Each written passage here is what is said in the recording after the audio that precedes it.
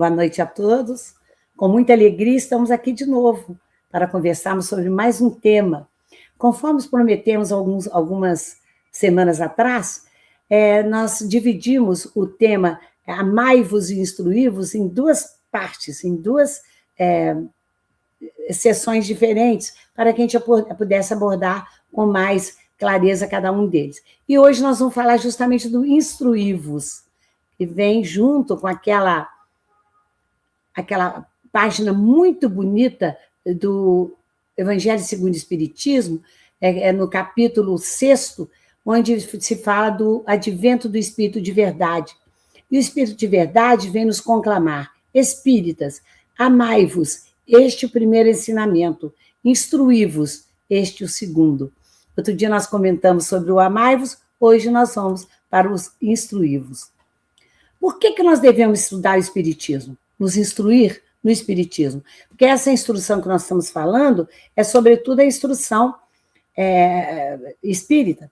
Não é instrução acadêmica, que também é muito bem-vinda, a gente aprender história, geografia, matemática, tudo é muito importante para a nossa evolução intelectual. Mas aqui nós vamos nos ater a adquirir o conhecimento da verdade espírita, digamos assim. Porque o Espiritismo é o cristianismo redivivo. É por isso que a gente tem que estudar ele. Nós estaremos dando continuidade à compreensão dos ensinamentos de Jesus. E nós podemos fazê-lo através das obras básicas, né? As obras do Pentateuco, que nós sabemos, o Livro dos Espíritos, o Livro dos Médiuns, o Evangelho segundo o Espiritismo, o Céu e o Inferno, a Gênese, outras obras subsidiárias que o próprio Kardec tem, e dos benfeitores espirituais, Amélia Rodrigues, André Luiz, Emmanuel e muitos outros. O estudo pode ser pessoal. Você fica na sua casa, estuda ali, tranquilo, calmamente, ou em grupo. Temos muitos grupos de estudo hoje. E, na verdade, para mim, depois da pandemia, foi uma das grandes coisas que ficaram. Foi o grupo de estudo à distância, não é? Em que a gente pode, às vezes a gente tem dificuldade de se deslocar de casa para ir a um grupo presencial. Esses grupos, eles são bem-vindos também. Tem atividades que a gente realiza nos centros, não é? Nos centros espíritas, e outros que a gente pode estudar à distância. E isso não é motivo para a gente deixar de estudar, né? E lembrar sempre que Jesus nos disse: conhecereis a verdade e a verdade vos libertará. Então, ele falou que ele precisa saber o que é o certo, precisa saber da verdade. E a verdade é o quê? A verdade é Jesus. Ele é o modelo e guia. Está lá no Livro dos Espíritos, na questão 625. Jesus é o nosso guia e modelo. Então, a verdade é Jesus, porque está lá na Bíblia também, no Evangelho de João. No princípio era o Verbo, e o Verbo estava com Deus, e o Verbo era Deus. E o Verbo se fez carne e habitou entre nós. Quer dizer, aquele que veio trazer a verdade divina de Deus foi Jesus. Ele é que trouxe a verdade que nós precisamos conhecer. Ele declara: eu sou o caminho, a verdade e a vida. E ninguém vem ao Pai a não ser por mim. Quando ele fala ninguém vem ao Pai, ele está com quem? Ele está com o Pai, em todos os momentos, em todas as situações, né? E o Espírito de Verdade é o que Jesus prometeu que enviaria a todos nós e que ficaria conosco para sempre, para nos guiar, para conhecer essa verdade. E esse Espírito da Verdade, nós vemos que é o que ele realmente fez. Mas Jesus nos alertou para uma outra coisa: nós temos que conhecer a verdade, mas que haveria falsos cristos e falsos profetas, que nós deveríamos ter cuidado com eles, que eles vinham falando que ele era o Cristo, iam falando de doutrinas que não corresponderiam à verdade, que nós não poderíamos nos deixar envolver por essas falsas verdades ou meia-verdade, que não existem, né? Falsa verdade não existe, né? E por isso nós vemos que Erasto, que foi um grande discípulo de Paulo, ele falou lá no Livro dos Médiuns: melhor é repelir 10 verdades do que admitir uma única falsidade, uma única teoria errônea. Então, cuidado com até mesmo o que está escrito em livros, palestras. Então, nós devemos ter cuidado no que nós vamos assimilar, porque pode ser uma dessas falsas verdades que estão sendo espalhadas. E Paulo já falava isso lá na carta aos Coríntios. Todas as coisas me são lícitas, mas nem todas as coisas convêm. Todas as coisas me são lícitas, mas nem todas as coisas edificam. E ainda disse, lá na carta aos Tessalonicenses, examinai tudo e retende o que for bom. Então, você pode tomar conhecimento das coisas, mas analisa a luz do Evangelho de Jesus. Vê se tem alguma contradição. Aí você vai ficar com quem? Você vai ficar com Jesus, vai ficar com Kardec. Porque a verdade absoluta, nenhuma seita, ela tem. A verdade absoluta nem pode ter o privilégio dessa verdade.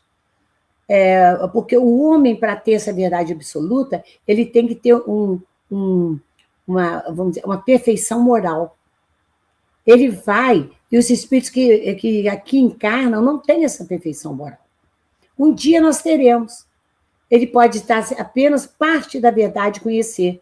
Até porque a verdade não é nos revelada ao pouco, ela é revelada toda, ela é revelada aos poucos. Mas Kardec nos chamou a atenção para a gente prestar atenção, agir com raciocínio. Ele diz que a fé inabalável só é aquela que pode encarar frente a frente a razão em todas as épocas da humanidade. Ou seja, a fé raciocinada. Esse é um dos modos de você não se deixar envolver pelas falsas verdades. É você justamente raciocinar sobre aquilo que você está recebendo como informação. A providência divina, como sempre, ela vai nos trazer as coisas que nós precisamos no momento certo, da forma certa. Então, não é toda a verdade que ela nos será revelada.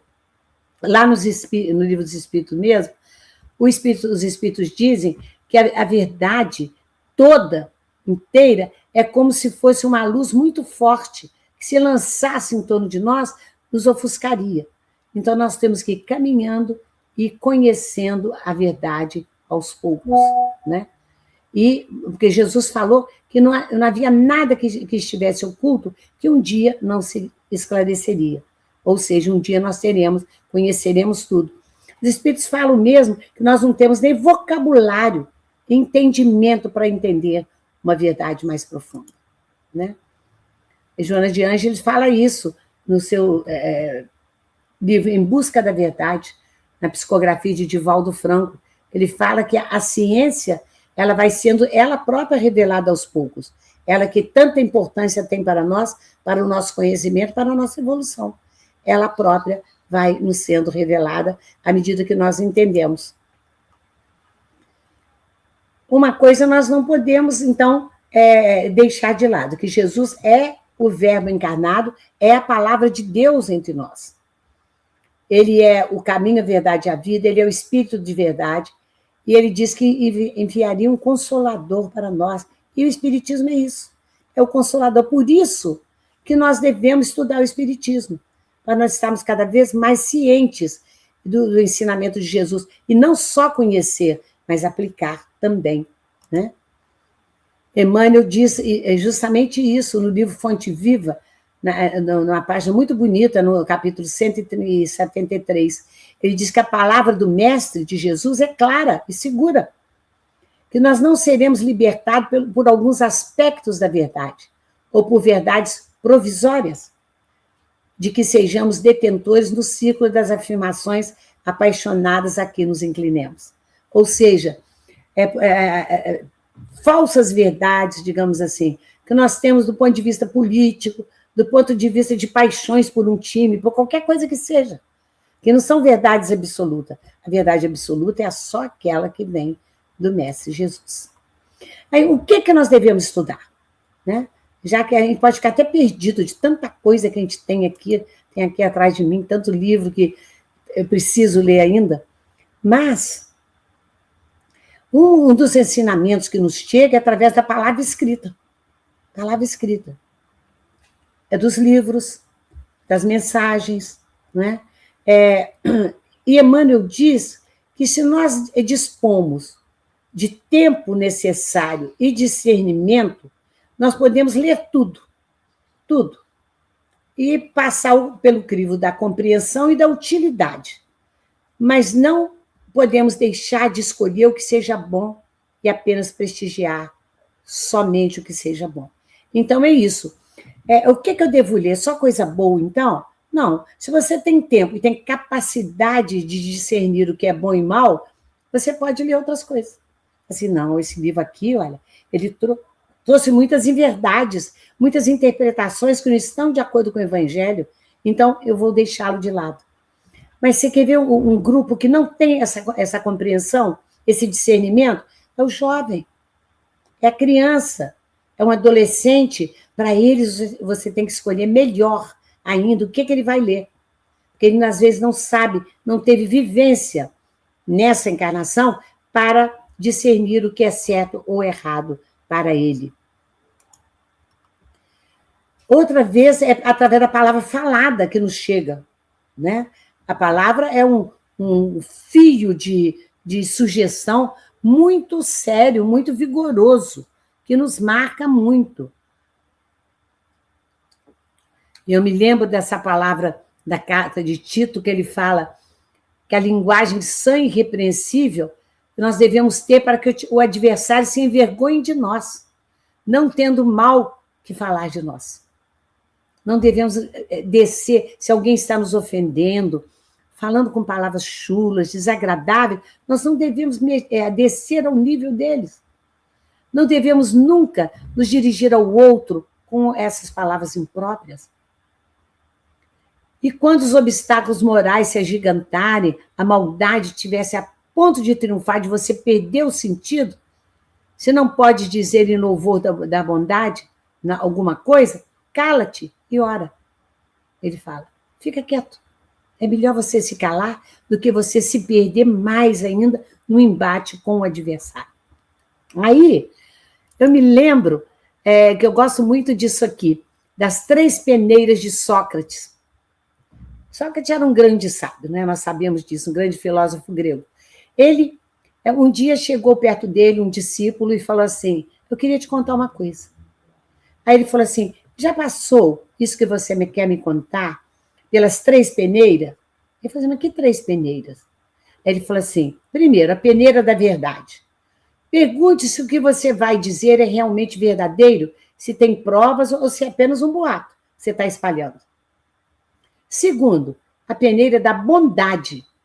Avalie se o que você vai dizer é algo bom, edificante, ou se pode machucar ou prejudicar alguém. E terceiro, a peneira da utilidade ou da necessidade. Porque a informação que você quer trazer, ela vai resolver alguma coisa? Ajudar? Dar algum valor a essa situação? Ou é apenas um comentário inútil? Sócrates fazia sempre, né, esse sistema de levar o indivíduo, o discípulo, a raciocinar sobre o que ele ia fazer. Aí ele falou assim, se passou pelas 3 peneiras, pode me contar o que você vinha trazer. Se não passou, é melhor você guardar para você e não espalhar isso. Ah, se a gente fizesse isso. Quantas coisas ruins a gente evitaria que acontecesse. Quantos embates terríveis a gente poderia se furtar por conta disso aqui. Porque a Terra, na verdade, nós falamos em aprender e nos instruímos, a Terra é uma grande escola. É uma escola. O Emmanuel disse que é uma universidade sublime, funcionando com cursos e disciplinas. É um imenso educandário, com tarefas múltiplas, cada um tem as suas, todas importantes. E urgentes para que todos os que aprendem que a vida é movimento, progresso e ascensão. É uma escola que você tem que passar de ano, como você passa na escola curricular, você tem que passar também. Ou seja, em cada encarnação, você deve superar algumas dificuldades suas, não é? Então, é uma coisa muito interessante quando você vai estudar um assunto, e eu chamo a atenção disso, que muita gente fala assim, o espiritismo é uma doutrina, ou uma filosofia, até falando, elitista. exige que as pessoas saibam, entendam, mas é assim que tem que ser as coisas. As coisas que a gente quer aprender, nós temos que compreender. Nós temos que entender de que a gente está falando. Né? Para isso, nós temos que ter uma compreensão dos textos lidos. Não é passar o olho e falar assim, esse autor aqui fala muito difícil. Tem gente que fala assim, os textos de Joana de Ângeles, da série psicológica dela, são muito complicados. Procura entender. Às vezes você não consegue ler numa primeira passada de olhos, dá 2, 3, risca o que você não sabe. Tenta compreender o texto em si, né? Os adjetivos, a motivação que levou o autor a escrever, em que aquilo pode me ajudar. Né? Então, para melhorar a compreensão dos textos, o hábito de ler é uma coisa maravilhosa. Começa lendo, então, trechos pequenos, mensagens pequenas, manter um dicionário perto. Outro dia eu fui falar isso com uma pessoa, falou assim, Dilceia, hoje não se fala mais em olhar dicionário, hoje está tudo online. O Google vai trazer isso tudo para a gente, lógico, traz na hora também. Mas eu sou da velha guarda ainda, daquela que gosta de marcar as coisas no livro. Então, o dicionário, quando eu vejo, eu viajo. Eu vou procurar uma palavra, quando eu vejo, eu já vi 20, 30 a respeito desse assunto ou de outros. Então, manter um dicionário sempre ajuda. Prestar atenção a cada palavra. Não passa por cima da palavra que você não entendeu, não. Volta, vê um sinônimo para ela.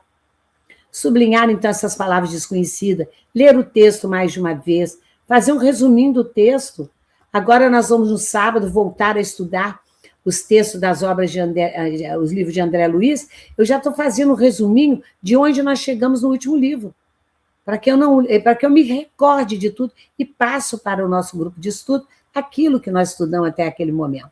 Então, isso tudo ajuda a compreensão. Explicar o que foi lido, fazer mapas mentais, você ficar imaginando como é. Jesus foi dali até ali, onde que era mesmo? Pega um mapinha também, físico, e olhe onde foi. Hoje mesmo eu já fiz isso. Construir perguntas sobre o texto. E com isso tudo, o trabalho de ler e entender é grande, às vezes, mas é muito gratificante. Você lê um texto e falar, entendi o que quis dizer. Já é um passo para você aplicá-lo, não é? E como estudar? Então, além dessas informações literárias, históricas, geográficas, nós temos que procurar a interpretação doutrinária das obras lidas. Você não pode ler os livros maravilhosos de Emmanuel, os romances, né? Há 2000 anos, 50 anos depois, Ave Cristo, Renúncia, e todos eles nos trazendo coisas maravilhosas, do ponto de vista da história, da geografia, o Paulo Estevam, esqueci de citar, mas nós temos que ver o fundamento doutrinário que tem ali. E isso a doutrina preza muito.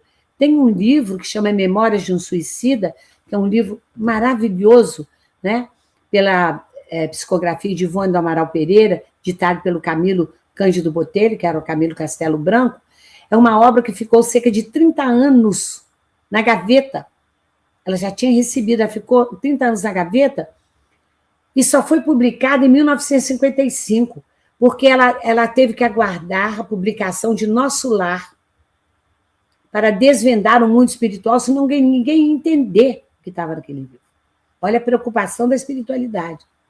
Além disso, além de toda a informação maravilhosa que é trazida, teve uma revisão doutrinária de Leon Denis. Então, essas lições recebidas, nós temos que tirar proveito delas e aplicá-las. Não é só ler como se fosse um romance, não. Romance lindo. Você pega um há 2000 anos, 50 anos depois, qualquer um deles, Ave Cristo, são romances lindos. Mas o que traz aquilo ali da doutrina que eu preciso ver com os erros daqueles, que isso é a história, você não repetir os erros, você aprender com os erros alheios, o que eu preciso aprender com aquilo que eu li?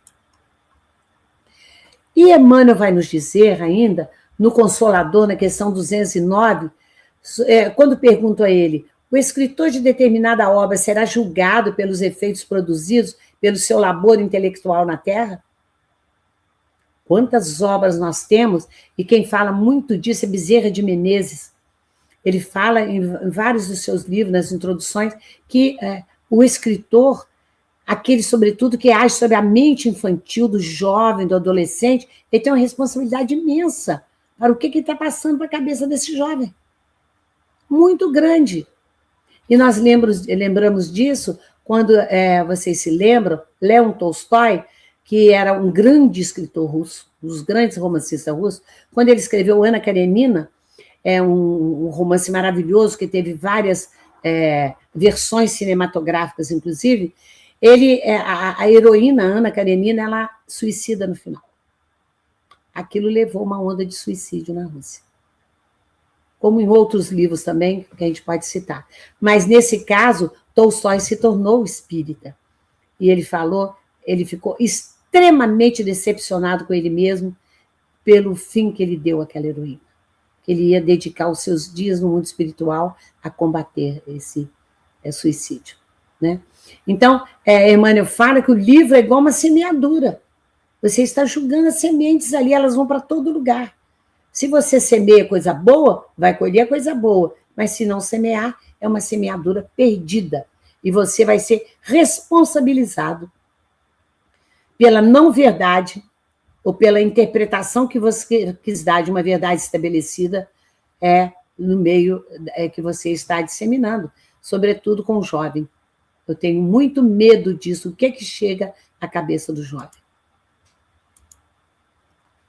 Então, tem no livro Correnteza de Luz, na psicografia de Raul Teixeira, pelo Espírito Camilo, tem uma página muito bonita, chama O Espírito e a Letra, que nós vamos passar algumas partezinhas para vocês, que eles falam assim, que não são raros os companheiros que se aproximam do espiritismo, ou mesmo que já são espíritas há muito tempo, que lastimam o teor literário das obras espíritas.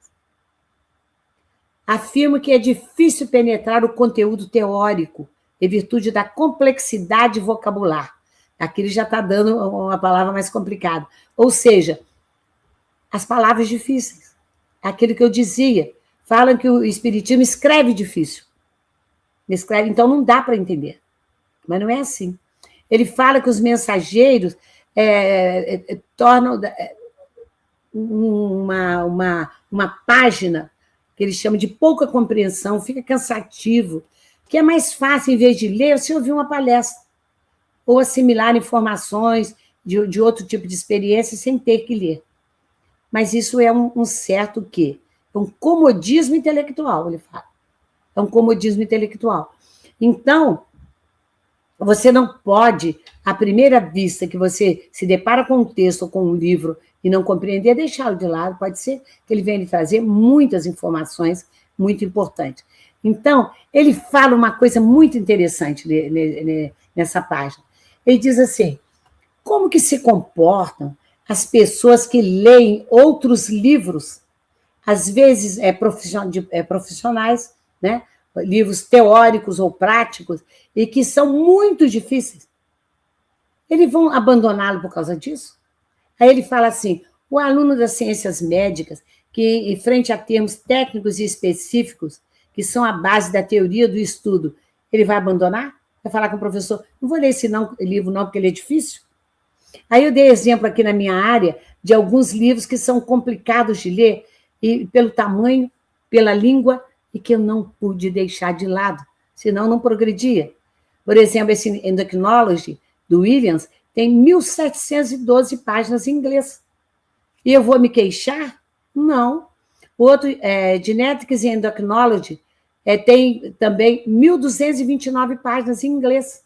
E vários outros, só citei 2 aqui. Porque quando chega a tradução em português, já está desatualizada. Então, você tem que ler lá na fonte. Hoje, inclusive, você tem que ler os artigos na internet, ler artigo em revista, que às vezes já chega no livro desatualizado. Eu lembro um livro espírita, de Bezerra de Menezes, O Homem, o Tempo e a Sua Missão, tem 1.191 páginas, fininhas. Ou seja, se eu pegasse aquele livro e falar, não vou ler isso não, que isso é muito grande, eu deixaria de ler um livro maravilhoso, tantas instruções traz para a gente. A Bíblia de Jerusalém também, né, que tem 2.200 páginas, e, no entanto, a gente recorre a ela toda hora para quando a gente quer uma observação. Então, ele dá esse exemplo ao aluno de ciências médicas. Aí ele fala do acadêmico de direito, das ciências jurídicas. Você vai se queixar quem? Se você tem que ler código, legislação e tudo aquilo. Em latim, às vezes, várias expressões latinas. Ele vai queixar se alguém falar com o professor, não vou ler não, porque está em latim? Um biólogo, ele fala, e dá uma comparação interessante. Tanto que lida com a zoologia, quanto que lida com a botânica, os nomes são em latim também, difíceis, complicados, você tem que decorar. Por exemplo, você não vai falar, olha ali, professor, eu vou estudar essa barata, não, você tem que falar que é uma periplaneta americana, que é o nome científico da barata. Você vai falar, olha uma mosquinha de fruta, onde que Mendel estudou a genética, não, é a Drosophila melanogaster. E quando você vai falar que margarida linda, não é Leucanthemum vulgare, ou seja, não queixa, não. Não queixa do espiritismo, porque não é só no espiritismo que tem coisa difícil, não. Embora, cá para nós, eu acho que muitas vezes nos livros espíritas, talvez por serem mais antigos, tem uns nomes complicados. Os nomes, às vezes, um pouco, que são ultrapassados, que são de época, que são um pouquinho mais difíceis. Então, o espiritismo convida para dar um mergulho nesse pensamento superior, para a gente não ficar no raso, naquela... Ele traz sempre uma boa página. Você pega uma página de Emmanuel, da Joana, do André Luiz, ele tem uma elegância vocabular. Não tem termos chulos, não tem termos vulgares, né? Valoriza isso. Então, você tem que raciocinar nesses pensamentos que são trazidos. Muitas criaturas sentem bloqueios enormes para penetrar certos textos espíritas. Tem mesmo. Se ela não consegue isso, é difícil de entender. Para nós que entendemos alguma coisa, de alguma coisa, você vai falar assim, mesmo aquele que é muito versado, por exemplo, na literatura, ele não pode entender bem a mecânica quântica ou a relatividade, ou aquele que é muito versado na mecânica quântica, na relatividade, na medicina quântica, pode não entender uma cirurgia robótica, ou seja, a arte da pintura, da música, cada um tem sua especialidade. E alguns vão ter, nós vamos ter dificuldades, sim, mas vamos tentar diminuí-las, né? Porque o que se deseja é isso no grupo de estudo, nas palestras públicas, e você esmiuçar o texto. Você vê que Emmanuel pega uma frase do Evangelho e traz para os livros dele e explica.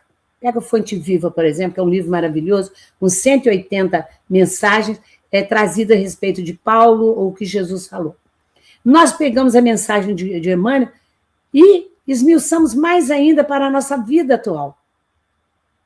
Ou seja, a tendência é a gente querer simplificar para que todos entendamos. E é assim que deve ser. E nós devemos sempre perguntar o que não sabemos. Ou você pergunta a si mesmo e olha no dicionário que você não sabe, ou pergunta a alguém, mas não entendi esse texto. O que você acha que ele quer dizer com isso? Não é? Isso vai nos dar fazer com que a gente perca até a vergonha de perguntar. Até a vergonha de falar, eu não sei, ou eu não entendo. Quantas vezes a pessoa pergunta, o que você acha disso, disso, disso? Eu falo assim, eu não tenho opinião formada, ou não sei a respeito, eu vou ler e vou te falar. É melhor do que você falar uma meia-verdade, não é? Tem um provérbio árabe que eu gosto muito, que diz assim, perguntar bem é saber muito. Então, faça uma boa pergunta, pergunte aos outros o que você não sabe, você vai obter uma boa resposta, né? Blaise Pascal, que era filósofo, era químico, ele falava que todo conhecimento que o indivíduo tem, ele é como se tivesse uma esfera. Uma esfera. O que você sabe está dentro da esfera, aqui dentro. O que você não sabe está por fora dela. Olha só, hein? O que é uma pessoa inteligente bolando isso? Toda vez que você aumenta o tamanho da esfera, quer dizer, o que você sabe, o que acontece em volta? Aumenta também. Então, quando você estuda muito e você começa a aprender, você fala, tem muita coisa ainda que eu não sei. É isso que levou a Sócrates a dizer, só sei que nada sei. Ele, um filósofo que detinha todo o conhecimento da sua época, Ele chegou à conclusão, só sei que nada sei. Por quê? Tinha muita coisa que ele não sabia ainda. É assim que a gente deve se comportar. Né? E o Camilo fala que nenhuma mensagem nobre é expressa de maneira chula, uma vez que a simplicidade ela não pactua com desleixo, de jeito nenhum. Tampouco costuma liverar pelo ponto mais inferior. Então, falar bem, corretamente, a gente procurar se expressar direito, é um dever que a gente tem. Né? Então, ele fala ainda, dá o conselho, estuda a veneranda doutrina, usa um dicionário perto, assim você pode desenvolver o seu patrimônio intelectual, enquanto avança na sabedoria espiritual. Porque o conteúdo você não pode esquecer e ligar só a forma, a palavra bonita, a construção magnífica ali gramaticalmente, mas o que está contido aí? Não é? Isso a gente não pode esquecer. É por isso que Emmanuel fala lá no roteiro, né? Se a transformação da inteligência não te reega o coração para o aperfeiçoamento íntimo, para que serve o conhecimento? Não serve para nada. Esse tesouro intelectual que a vida te deu, como que você está usando? Você tem que usá-lo no bem, no bem. Então, aqui eu estou trazendo as obras fundamentais da codificação em francês. Œuvre fondamentale de la codification. Porque só tinha em francês quando Kardec lançou. Olha as dificuldades que hoje nós não temos. Aí, essas obras todas, elas foram traduzidas em 1875 por Joaquim Carlos Travasso. 18 anos depois que foi publicado em francês, elas foram publicadas em português.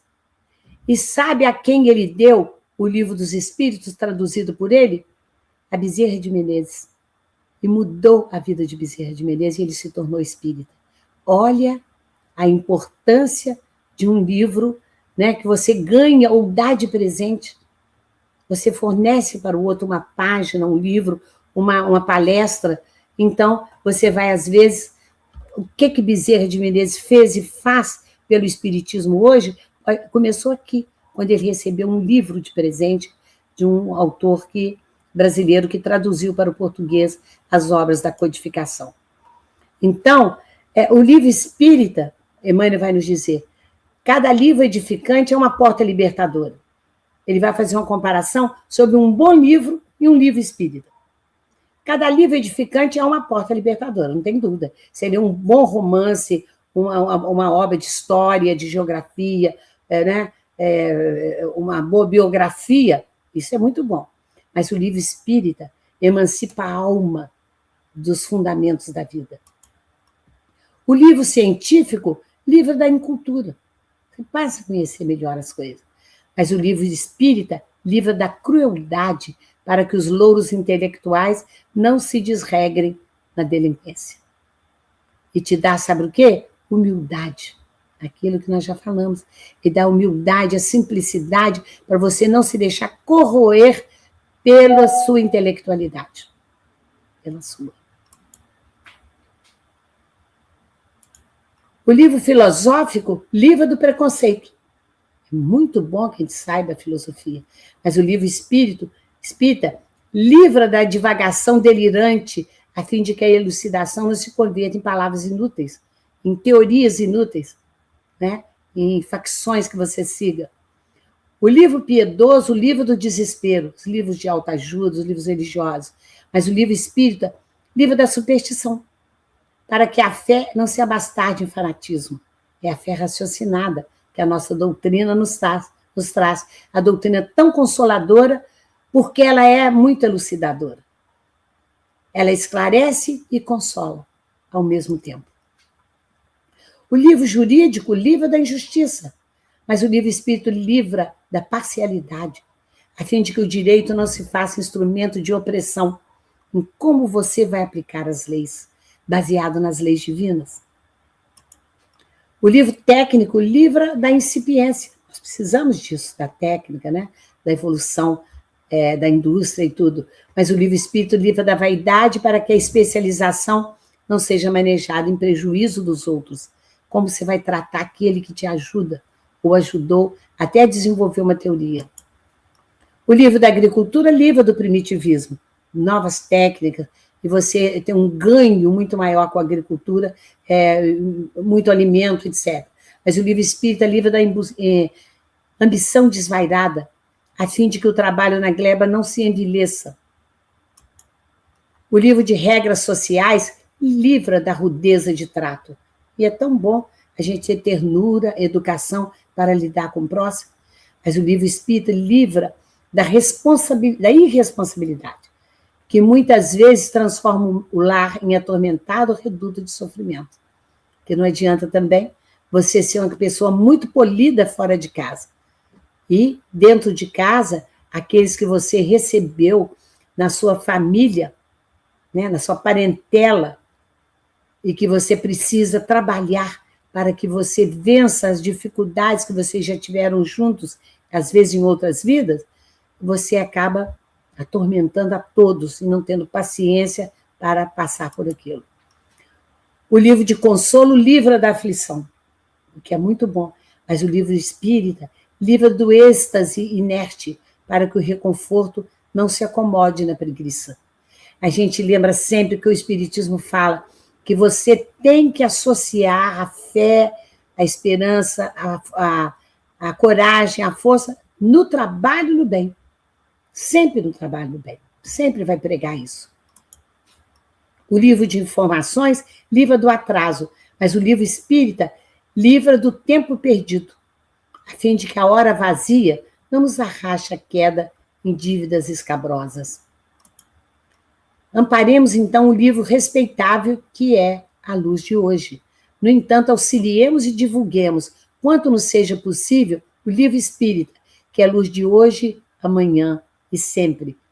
Não é? Porque o livro nobre livra da ignorância, mas o livro espírita livra da ignorância e livra do mal. Quando pudermos, vamos dar de presente um livro espírita. Pode ser um livro pequeno de mensagem, um livro grande, um amigo oculto, né? Presentear a criança, doar os livros que você tem em duplicata. Isso pode salvar a cabeça de muita gente. Muita gente. Então, Emmanuel nos diz, no livro Estude e Viva, uma frase muito importante que a gente vê frequentemente ser citada, que o livro espírita, que o espiritismo nos solicita uma espécie permanente de caridade, a caridade da sua própria divulgação. E para nós divulgarmos, nós temos que lermos, nós temos que nos instruirmos para divulgarmos as coisas corretas. Não só instruirmos a nós mesmos, mas aos outros. Isso também nos cabe, não é? Nos cabe fornecer aos irmãos, às pessoas que estão na nossa família, os filhos, netos, os amigos, informações, sempre que possível, dar uma informação espírita, porque ela poderá salvar a ideia de que muita gente tem, primeiro, que o espiritismo é uma coisa difícil de ser compreendida, que eu não vou entender nunca, que eu prefiro uma palestra mais mastigada do que ler um livro. Vamos tirar isso da cabeça das pessoas. Vamos fazer com que elas também divulguem o que aprenderam. E isso vai ser o quê? Uma multiplicação de conhecimento e de grandeza e de amor para com o próximo. Que a paz de Jesus esteja sempre conosco.